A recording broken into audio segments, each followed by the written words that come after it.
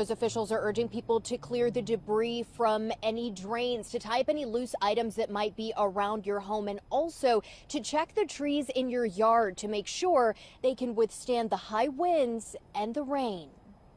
The pine itself is not dead, but it has some dead limbs. It's sunny and dry now, but Donnie Jones knows that won't be the case in a few days. So she's prepping for a lot of work in case big trees like these come crashing down as a result of Tropical Storm Helene. A lot of trees that are down on people's houses or on people's cars, in a situation where sometimes they're waiting for days for their insurance companies to get back to them so they can get the trees off their house, which is why I say it's important to be proactive as opposed to reactive.